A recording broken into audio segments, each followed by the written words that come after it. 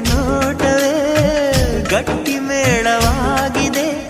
ರಾಗ ಎನ್ನಲೇ ಅನುರಾಗ ಎನ್ನಲೇ ಪ್ರೀತಿ ಎನ್ನಲೇ ಹೊಸ ಮಾಯೆ ಎನ್ನಲೇ.